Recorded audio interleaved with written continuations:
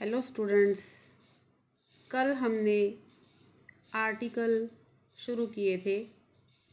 मैंने आपको बताया था कि आर्टिकल का कॉन्सेप्ट समझने के लिए हमें हिंदी वर्णमाला के स्वर और व्यंजन का पता होना ज़रूरी है, क्योंकि स्वर और व्यंजन की ध्वनियों की नॉलेज के उपरांत ही हम आर्टिकल को समझ सकते हैं।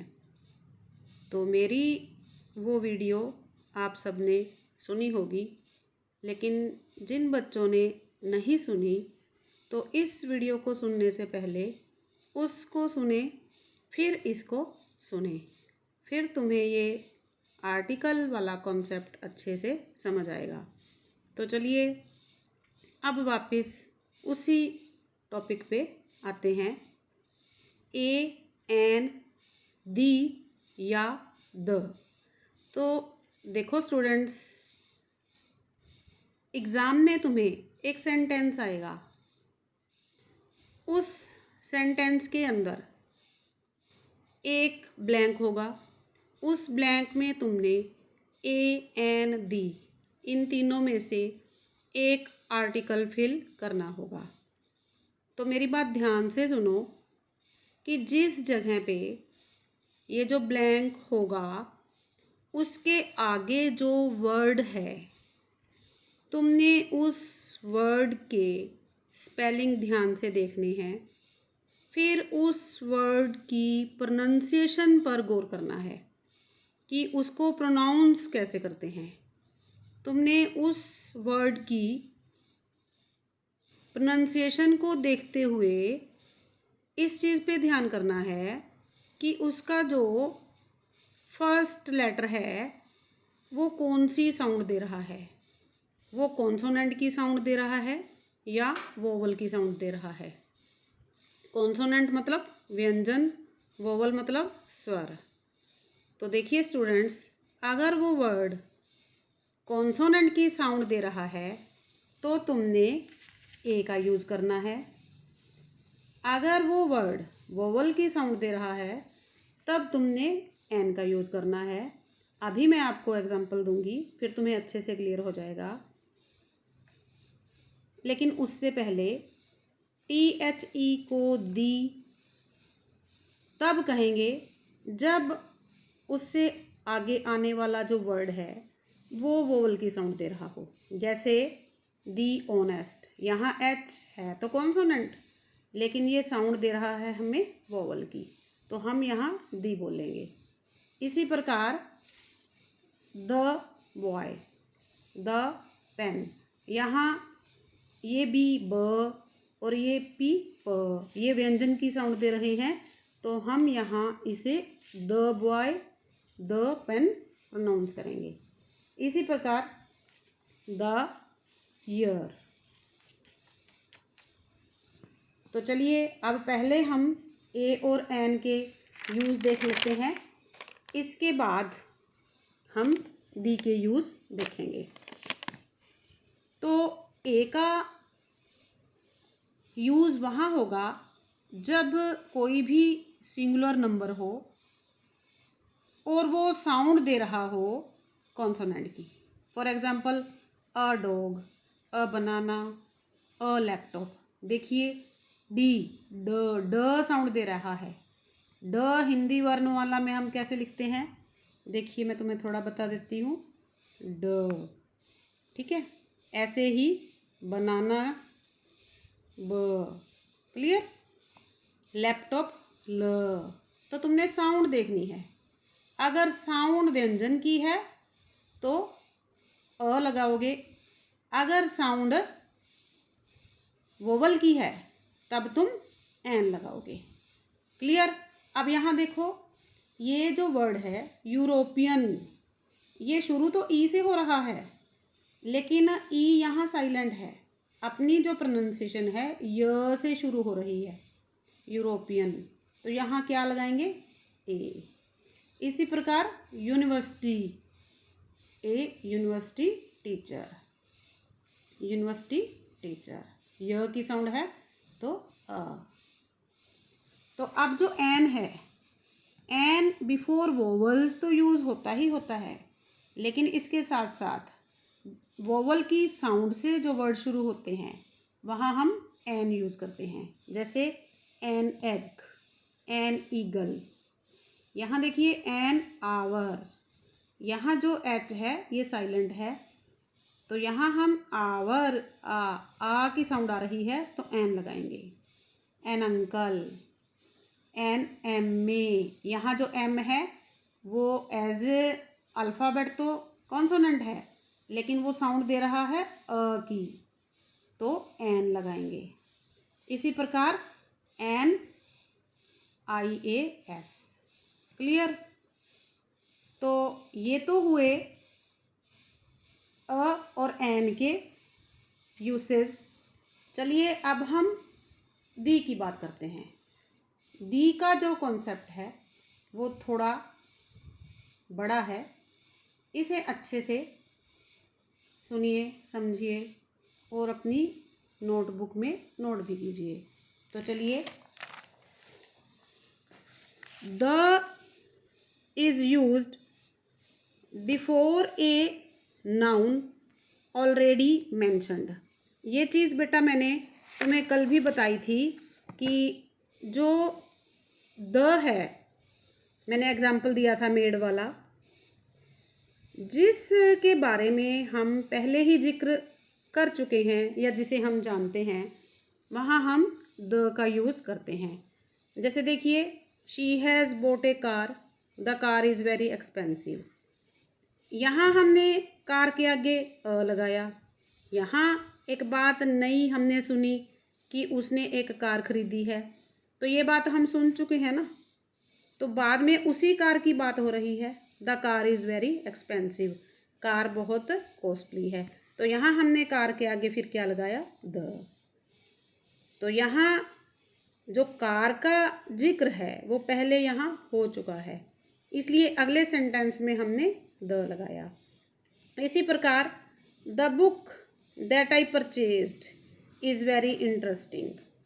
तो यहाँ देखो कि वो बुक जो मैंने खरीदी बड़ी इंटरेस्टिंग है, तो उसे अंदर से क्लियर है कि कौन सी बुक इंटरेस्टिंग है जो उसने खरीदी। तो यहाँ क्या लगा? The book. Clear? Something that is unique, जो वस्तु यूनिक हो, अपने आप में एक हो, उसके आगे हम द का यूज़ करते हैं। जैसे the moon, the sun, the sky, the earth. Clear? Next, with a singular countable noun when one is referring to a system or service। कोई भी ऐसा नाउन जो काउंटेबल हो, जिसे हम गिन सकें और जिसकी बात एक सिस्टम के तौर पे या सर्विस के तौर पे की जा रही हो। फॉर एग्ज़ाम्पल, आजकल आप लोग मोबाइल फ़ोन का यूज़ करके पढ़ रहे हो, तो उसी का एग्ज़ाम्पल देखिए। She does not like to study using the phone.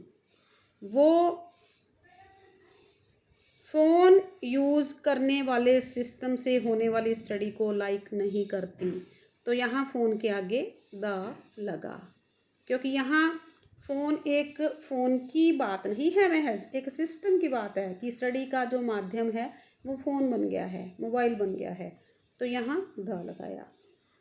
इसी प्रकार बच्चों, म्यूज़िकल इंस्ट्रूमेंट्स के आगे द का यूज़ होता है। इसके बाद देखिए, with a proper noun referring to a family. जैसे देखिए, कोई मेहताज हैं, कोई गुप्ताज हैं, कोई रानाज हैं, जो पूरी फैमिली को इंडिकेट करते हैं, तो इन सब के आगे क्या लगेगा? द। क्लियर? इसके बाद है proper nouns referring to geographical places. तो देखिए, जो भौगोलिक प्लेसेस हैं, जैसे the Pacific Ocean, the Indian Ocean, इनके आगे द का यूज़ होता है। फिर नदियों के नाम, द गंगा, द सतलुज, इनके साथ द का यूज़ होता है। फिर है names of countries having words, kingdom, states, Republic.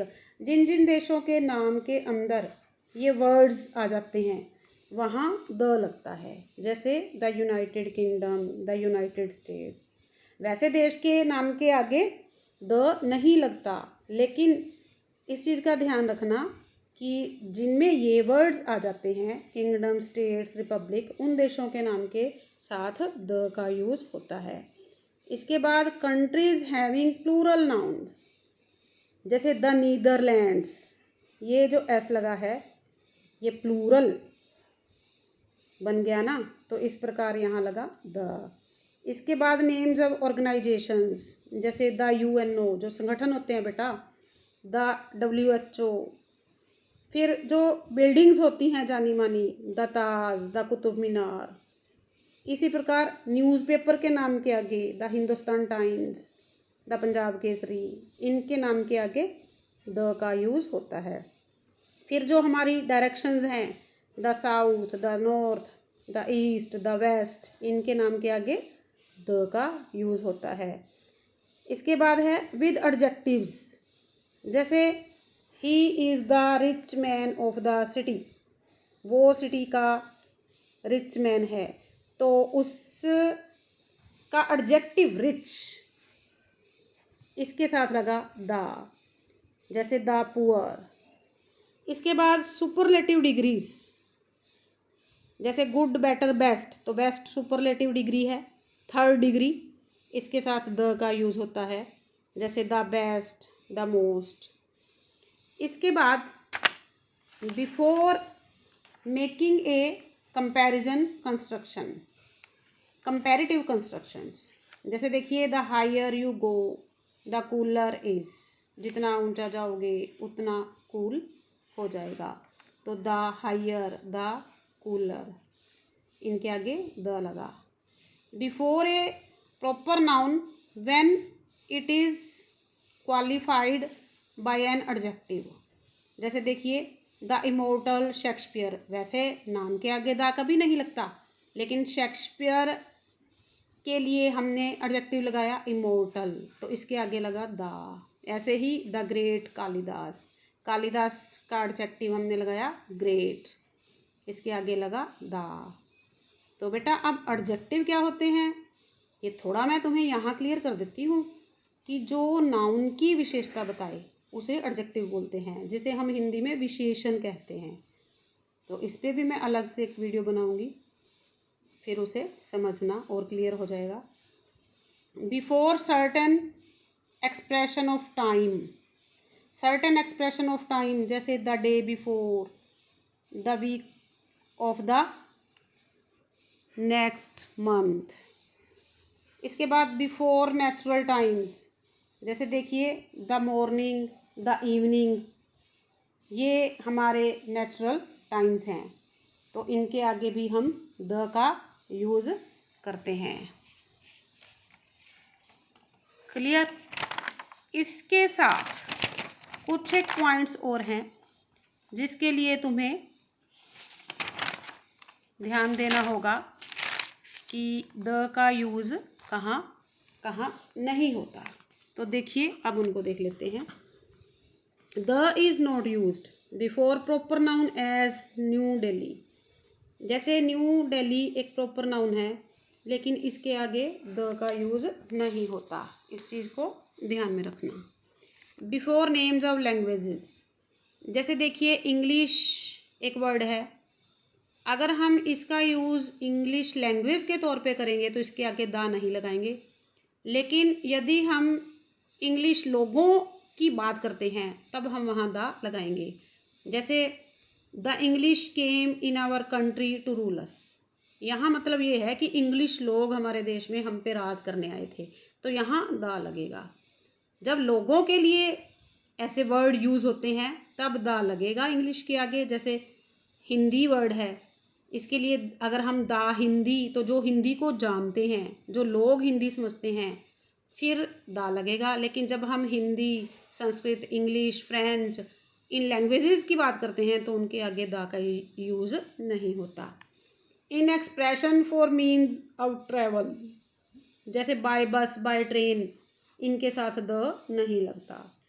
Before names of games, जैसे चेस, क्रिकेट, इनके साथ द का यूज़ नहीं होता। Before abstract noun. Abstract noun का मतलब भाववाचक संज्ञा, वो संज्ञा जिसे हम महसूस कर सकें, जैसे एवरीबॉडी फियर्स डेथ। तो यहाँ truth is beauty. Truth abstract noun है, सच्चाई, सच्चाई को हम महसूस कर सकते हैं, छू नहीं सकते, पकड़ नहीं सकते। तो ऐसे नाउन जिन्हें हम हिंदी में भाववाचक संज्ञा बोलते हैं, उनके आगे द का यूज़ नहीं होता। Before common noun used in its widest sense. अब देखिए मैन एक कॉमन नाउन है। मैन इज़ सोशल बीइंग, मनुष्य एक सामाजिक प्राणी है। तो ये एक मनुष्य की बात विशाल सेंस में यूज़ हो रही है, तो यहाँ मैन के साथ द नहीं लगेगा। इसी प्रकार पोइट्स, यहाँ क्या आएगा, पोइट्स। जो पोइट्स हैं वो नेचर को लव करते हैं, लव नेचर। तो ये पोइट्स की एक आदत होती है कि वो प्रकृति से प्रेम करते हैं, फिर उसके ऊपर लिखते हैं। तो ऐसे जो पोइट वर्ड है प्रॉपर नाउन, कॉमन नाउन है, तो यहाँ द का यूज़ नहीं होगा पोइट के आगे। बिफोर नेम्स ऑफ मील्स, भोजन के नाम जैसे ब्रेकफास्ट है, लंच है, डिनर है, इनके साथ वैसे द का यूज़ नहीं होता। लेकिन जब इनका अर्थ किसी और वे में हो, स्पेशल वे में, फॉर एग्जांपल देखिए the dinner he had made was very tasty. जो डिनर उसने बनाया वो बहुत टेस्टी था, तो वो स्पेशल हो गया ना, तो वहाँ फिर डिनर के आगे द लगेगा, अदरवाइज मील्स के आगे द नहीं लगता। क्लियर। तो बेटा ये था अपना आर्टिकल का टॉपिक जो कंप्लीट होता है। मुझे उम्मीद है तुम्हें अच्छे से समझ आ गया होगा।